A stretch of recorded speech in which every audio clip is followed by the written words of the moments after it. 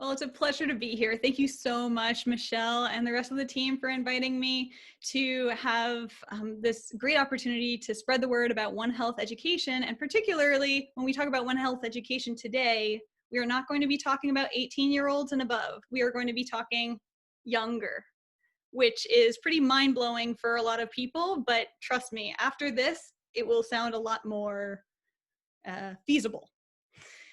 So let's get started. The presentation is called One Health Education in Action.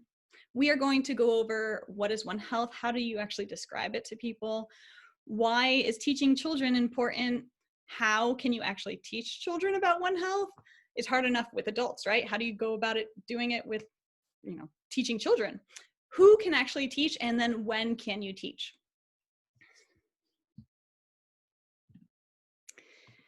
Okay, so just a brief background of myself. I'm Dr. Deborah Thomson, and I started onehealthlessons.com. If you haven't yet gone to it, definitely bookmark it.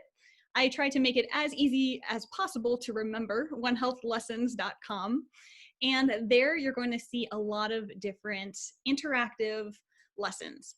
We'll go over that in greater detail later on. But for years now, I've been developing lessons for children and also adults focus on One Health. And I have fortunately been able to put out the call to get people to voluntarily translate these lessons, because I create One Health lessons not for the English speaking world, I create One Health lessons for the world. And so it's a collaborative global One Health educational initiative that's actually going on right now. And it would be wonderful to have others included. Okay, I'm talking to adults right now, so I'm going to go through what is One Health to adults. Here's a hint.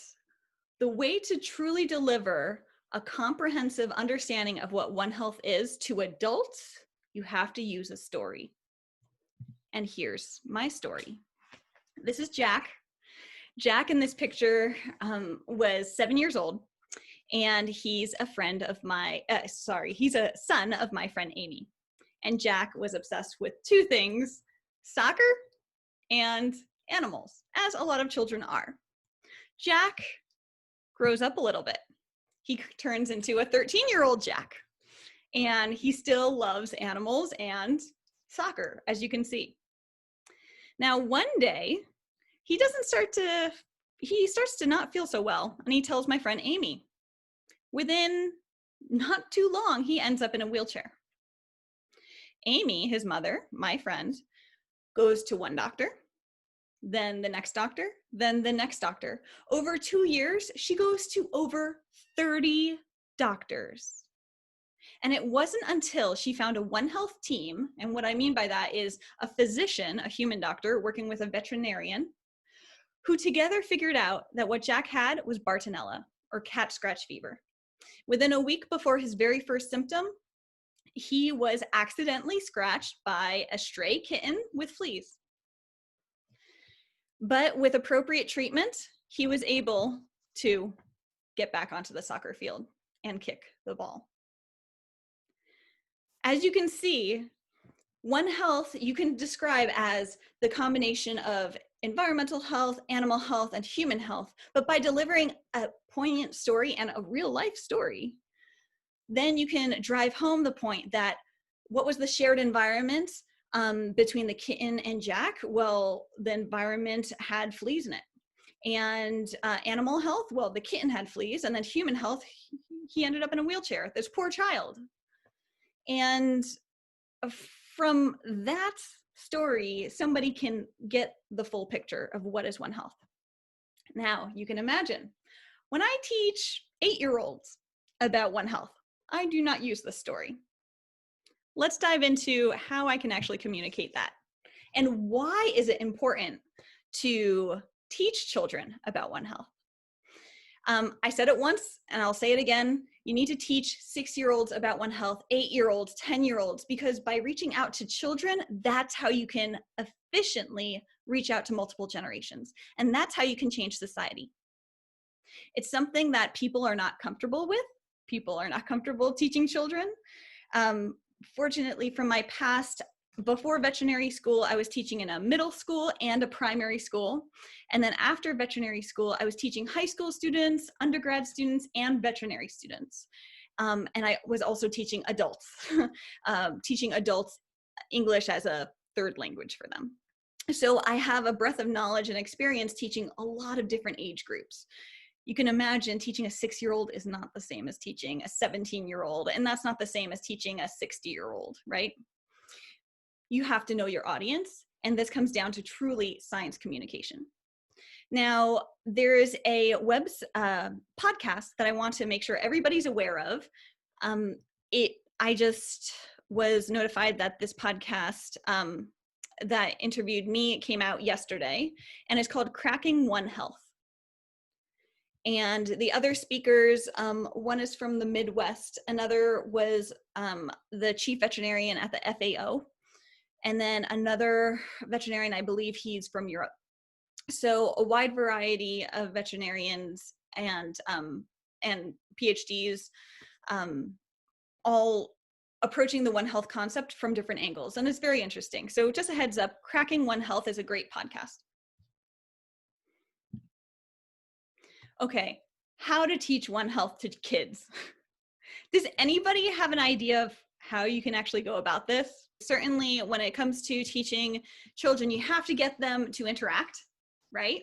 That's number one, and you have to get them to move. Now, when it comes to teaching young children, like 5, 6-year-olds, they are coming out of the me stage. So you can't do a lot of teamwork with them, team activities, they're focused on themselves, let's be real. But when it comes to junior high, middle school, and high school, that's when you can get competitions and contests going to get kids to laugh, right? To get kids to move in different places of the classroom. And that's what I was doing when the brick and mortar classroom was actually happening. But we live in a different world now, right? So the same principles that I use online for classes work in the classroom. And the first thing is you need to use visuals. I've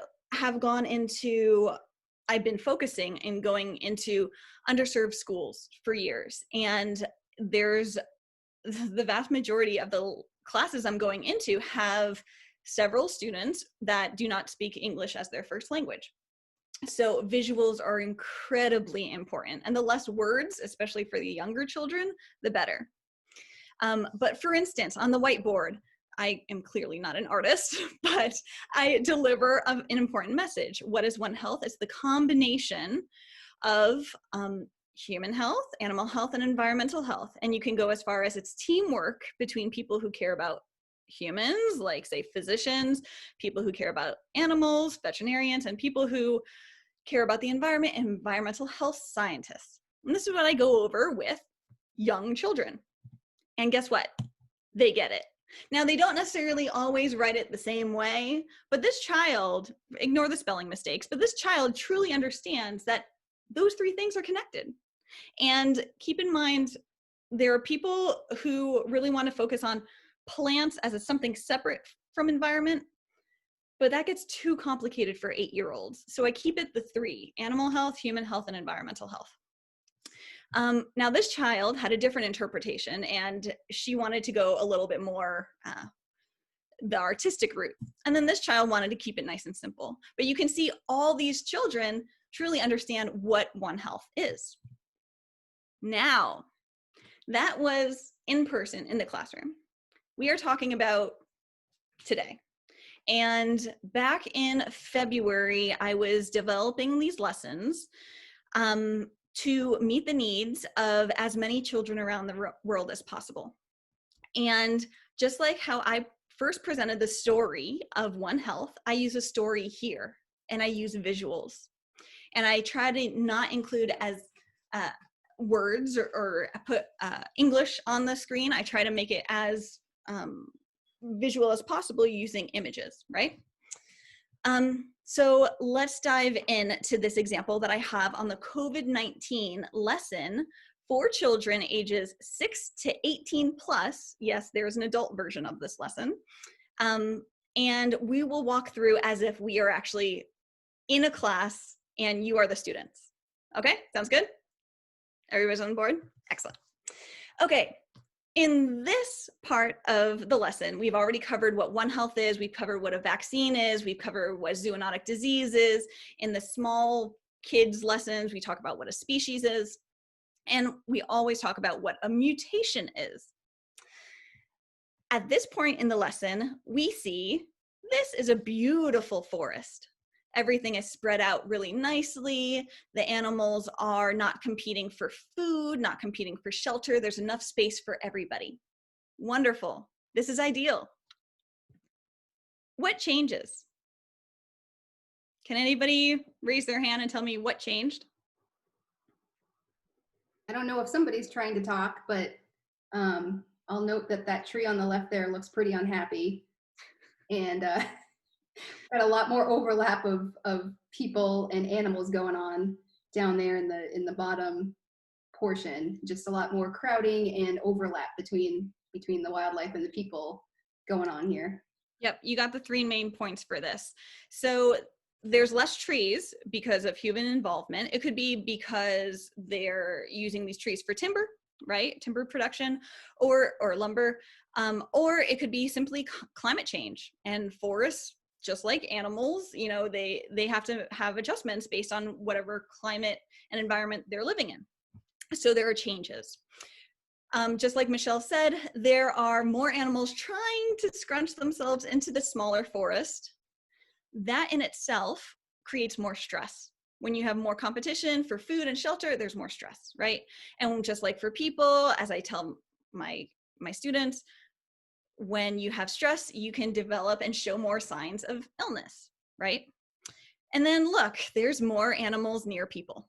Well, that's no good, because keep in mind, by this point of the lesson, I've already discussed what a zoonotic disease is, and then I repeat that concept with the students. Okay, now in your mind's eye, remember this. Tell me what changes between this and this. I think you can see for yourself, it's a smaller environment, there are more people, there's an attempt for these animals to try to get into that smaller forest, but they're forced out because what else are they to do? They have to be near people. Now, say if climate change or just the stresses of this environment leads to extinction, or say birds having to leave, how is that going to change the ecosystem? Well, when we talk to, say, 10-year-olds, 12-year-olds, up to, well, 18-year-olds, you can talk about the food chain, the food web. You could talk about predator-prey interaction. And you could see when birds leave, I asked the students, between this and this, what are the 5 changes? Number 1, there are less trees. Why are there less trees? Because there are less birds. Birds can be pollinators, right? Birds can also, depending on the bird, of course, eat rodents. And look at the difference between the number of rodents. They've skyrocketed, right? And then what else in the picture eats rodents? Foxes. So foxes have gone up. And last but not least, where are all the animals? They're near people. Why is that? Because people are in areas where animals belonged in the first place.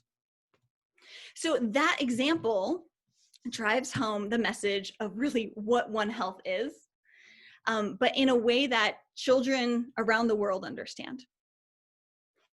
And I put this slide here to remind myself to speak about an important concept with teaching: repetition, repetition, repetition, right? And when it comes to younger children, make sure you use as many colors as possible. But no need to worry, if you want to teach One Health, just use these free lessons online to children in your community. So who can teach One Health? I think we all know the answer. Just look in the mirror, it's you. Anybody can teach One Health. And I made onehealthlessons.com easily accessible, not just for scientists, but for the mom and dad staying at home with their child home from school, trying to do the best they can with homeschooling. They don't have to have any science background to teach these lessons. Now this demonstrates that before COVID-19 affected the world, My lessons had already been going internationally. This is my avian influenza, my bird flu lesson being used in Uganda. And this is onehealthlessons.com. Welcome. It launched on May 1st of 2020. And you can see the messages, we live in one world. It's time to talk about One Health. And this website is meant to inspire the next generation to see the world as one. You could see onehealthlessons.com, just to emphasize. And we are going to be diving into the lessons section of the website. You can also see, of course, there's the home page. This actually moves. And so on this website, you see the bats moving, and then you see the camera look at the surroundings. And where are these bats? What's the environment of these bats? They're right near people in a downtown part of a city. That was actually taken by myself in Australia a few years ago. So that just demonstrates that our effect on the environment plays a role in environmental health, of course, animal health, and then subsequently our health, right? Okay, diving into the lessons portion of the website. There are COVID-19 One Health lessons, and then I also have water-focused One Health lessons like waterborne diseases, food-borne diseases, vector-borne diseases. Now, because it was launched on May 1st of 2020, I am focusing all of my efforts right now on this. Why? Because it's needed. And here you can also see that I listed some supplemental learning material in the Facebook page, One Health Lessons Facebook page, as well as Instagram. So please follow there, and then you can get extra learning material based on these lessons. Okay, diving into the COVID-19 One Health lessons. Now, remember what I said when I said that you don't need to be a scientist? It's true. You don't even have to be a teacher to teach this. All you have to do is go and look at this free Train the Trainer video. It's 34 minutes long, and it teaches you how to approach different age groups with these lessons, how these lessons actually work in real life. Now, when it comes to the teachers, like professional teachers for K to 12, so for ages, 6 to 18, 5 to 18, they care about lesson plans. They need to see a certain structure. And so I have this here, and it's freely accessible. These lessons are meant for a lot of different age groups. You can see 7 different age groups listed here. I made it as easy as possible. It's made on a PowerPoint presentation, and there are slide notes, both embedded in the PowerPoint presentation as well as separately to allow for ease of delivering the lesson. Now, 3 things that you need to deliver this lesson online. And I tried to make this as simple as possible. It works on Skype, Zoom, Google, any online platform that allows for screen sharing, muting and unmuting participants, and using a chat box. And select a language. There are going to be over 30 languages. But before you actually get access to these PowerPoint lessons, I do have you register. I do that for several reasons. I need to know what country, where in the world these lessons are being used, and if you have any feedback. You can see down here that I ask for filling out a 2-minute survey. You can imagine that's a very small ask for all the work that I put into these free lessons. So I want to know, how do these lessons land in your community? And when I say your community, I'm talking to the international world, right? The international community. How does this work in Senegal? How does this work in Hong Kong? How does this work in Texas, right? I want to know this because that's the only way I can improve on my next lesson.